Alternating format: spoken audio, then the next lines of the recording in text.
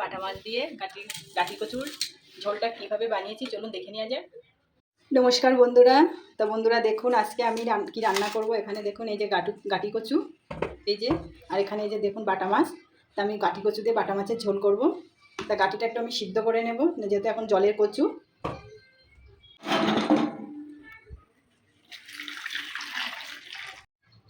এই যে বন্ধুরা দেখুন কচুটা সিদ্ধ করে নিয়েছি আমি। এই যে এবার বেছে নেব একটু, ওটা জিরে ভেজে নেব, কাঁচা জিরে। জিরে ভাজা হয়ে গেছে, মাছ ভাজার জন্য সর্ষের তেল দিয়ে দেবো কড়াইতে। মাছে লবণ হলুদ মাখিয়ে নেব। বেশি বড় সাইজ না বন্ধুরা, দেখুন বাটা মাছটা একটু মাঝারি সাইজ। আজকে বেশি ভালো মাছ বসেনি। এদিকে আমি মাছ ভাজি মশলাটা করে নেব। তো বন্ধুরা এখানে মশলা যাবে, এখানে শুকনো লঙ্কা আর কাঁচা লঙ্কা মিশিয়ে দিয়েছি, আদা রসুন দিয়েছি, এখানে গোটা জিরে দিয়েছি। আমি মশলাটা একসঙ্গেই বেটে নেব, করে নেব। তো এই যে বন্ধুরা আমি সব মাছগুলো ভেজে নিয়েছি। এই যে দেখুন বাটা মাছগুলো ভালো করে ভেজে নিয়েছি লাল করে। তেলে আমার একটু তেল দিয়ে দেব, এতে আমি কালো জিরে ফোড়ন দেবো। জিরে ফোড়নও দিতে পারি। বাটা মশলাটা দিয়ে দেবো,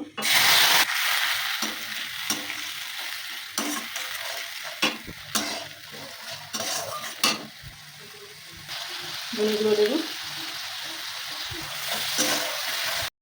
লবণ দেবো, হলুদ গুঁড়ো, সিদ্ধ করা গাঠি দিয়ে দেবো।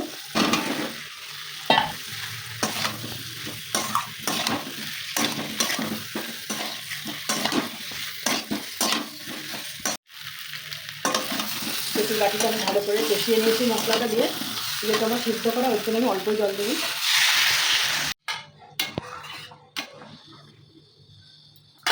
ভাজা মাছ দিয়ে দেবো।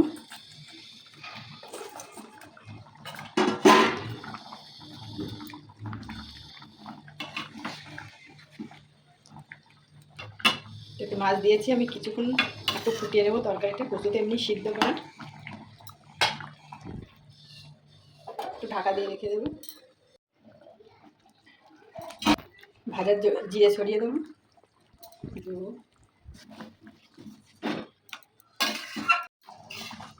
কচুর গাঠি দিয়ে বাটা মাছের ঝোলটা হয়ে গেছে, এবার ঢেলে নেব।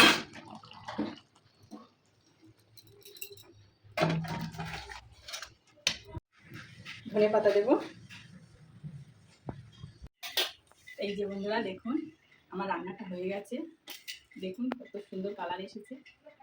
তা দেখি খেয়ে কেমন হয়েছে। মাছের থেকে কিন্তু গাঠি কচুটাই খেতে ভালো লাগে।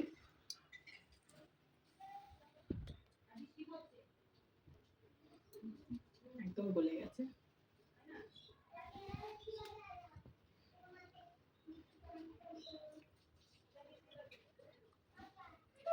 দারুণ হয়েছে কিন্তু বন্ধুরা, দারুণ হয়েছে গাঠি কচু দিয়ে বাটা মাছের ঝোলটা।